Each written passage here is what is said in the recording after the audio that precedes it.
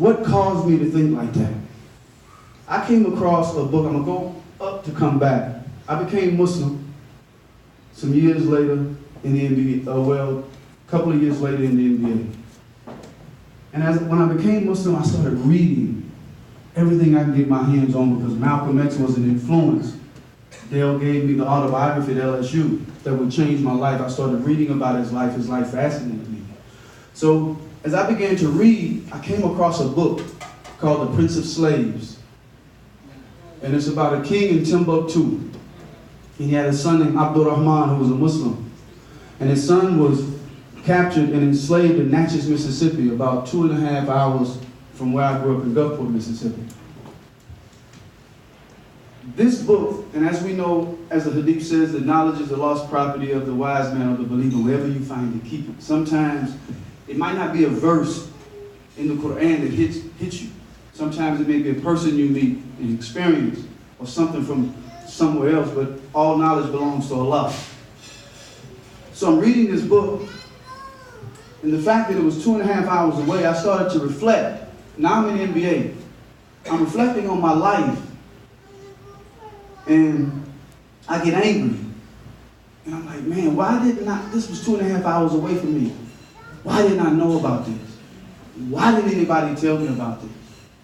Right? This is something that I think would have been important for me to know.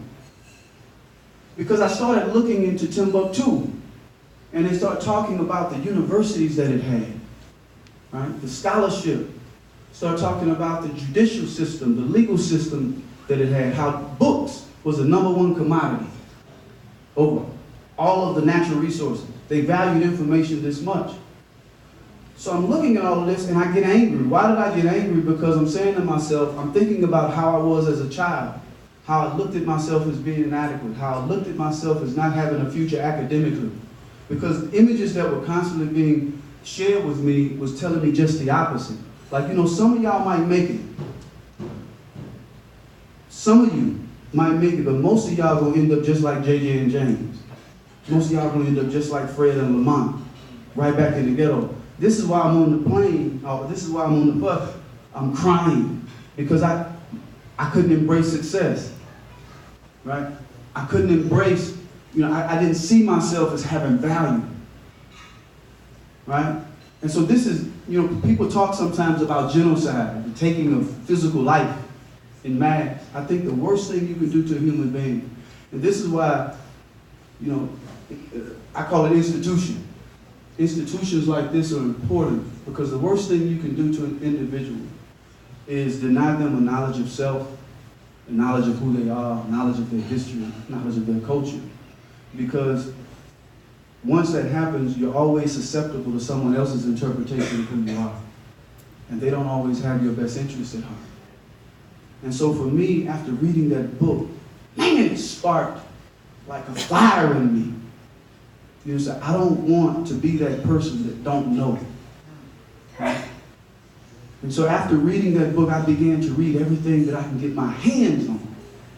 But this is why your environment is so important. What you consume in terms of information, what you consume in terms of images can impact you in dangerous ways.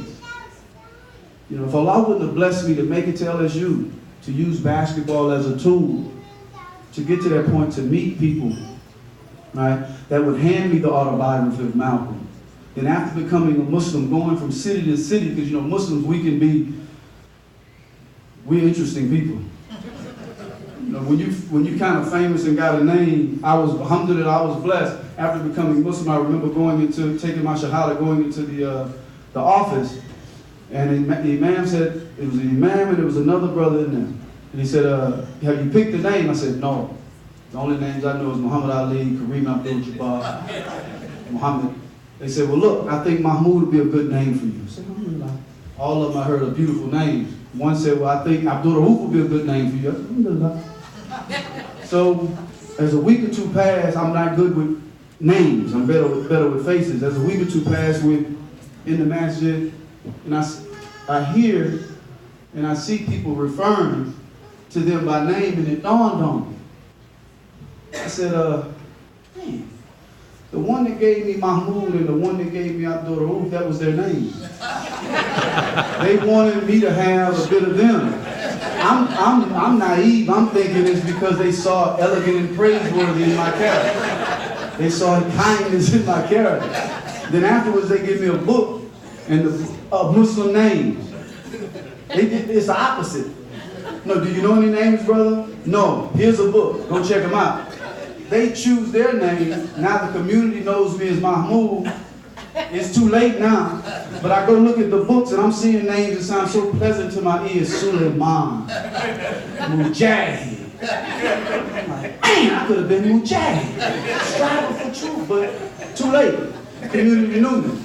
But alhamdulillah, as I began to travel, once you become Muslim, Muslims see you. I mean, they find out where you stay in the hotels. You know, the NBA lays it out, the fruit, your per diem, your keys. Literally, religiously, most every hotel I went to, I'm pulling up and I'm grabbing my stuff. Assalamu alaikum, loud in the hotel. Assalamu alaikum, brother, what's happening? And you know, we can talk fast sometimes. Assalamu alaikum, my name is Hashem, man. Alhamdulillah, I heard y'all was coming in town. We got a masjid if you want to go to Jummah. Alhamdulillah, we can pick you up. We got a halal spot all throughout the city. Alhamdulillah, we get halal food. But alhamdulillah, we get your service, brother. Anything you need. Alhamdulillah, alhamdulillah. But it became a tradition that every city I went to, it became a tradition for me. I would order room service, and we would sit in the hotel at night for hours if we didn't have to leave, and we would just talk about issues all the time. Political issues, social issues. They would introduce me to books that I'd never heard of and never seen. And this became a tradition. And back then, I know better now, back then, all you had to have access to get into my room, all you had to tell me was Assalamu alaikum. Come on, alhamdulillah, let's go. One brother actually got up to the room and literally felt so comfortable, he pulled out his gun and put it down. And I looked, and the brother was like, man, what you doing? I said, alhamdulillah, it's all good. He said, Assalamu alaikum. We good. But alhamdulillah, those things began.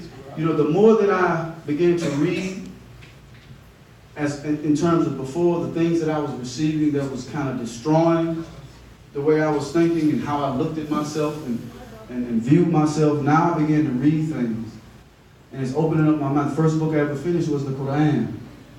And because I didn't know that it was not obligatory during Ramadan. And I highly recommend it, so I'm struggling to stay awake, but I finished it and I felt a sense of accomplishment. But also I started to, Islam is something about becoming Muslim, how you begin to think differently, you know, and there's a saying that whatever, what you think influences your behavior. Your behavior forms your character, and your character eventually determines your faith. And so as my thinking changed, so did my behavior begin to change. The people that I began to associate with, the things that I began to see and look at, you know, as Allah says, lower your gaze and guard your modesty.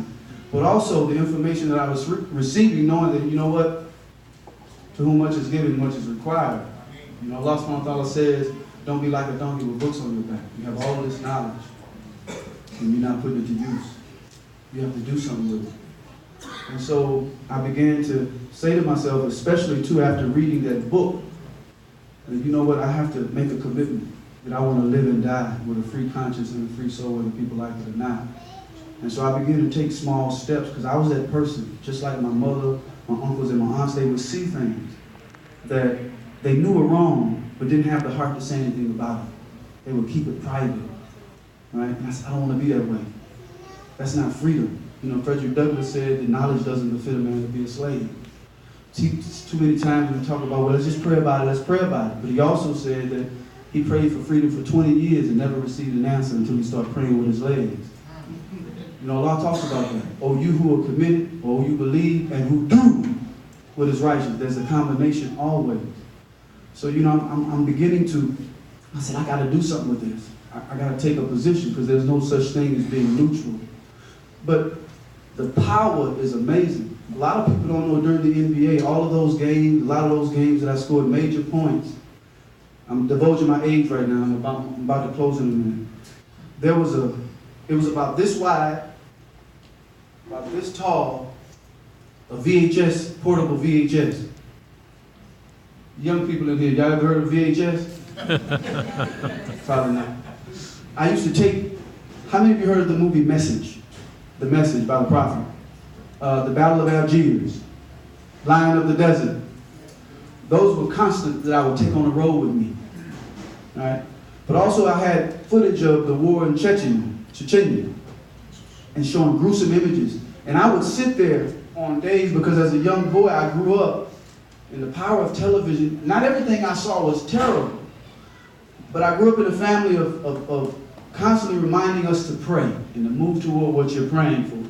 But I was also that boy at 9 and 10, I would find myself 12 o'clock, 1 o'clock in the morning religiously. It would always come on. I would see images of children dying, starving. And I would always ask, please God, put me in a position to help these people someday. Right? Because my training and trying to reach the NBA had less to do with me and more to do with other things, whether it was thinking about my mother getting out of the ghetto, whether it was thinking about being in a position to help people someday. But I used to watch this footage, and I used to just literally, because I couldn't be in those places at that time. And so in order for me to stay focused and keep balance, this is the way I did it.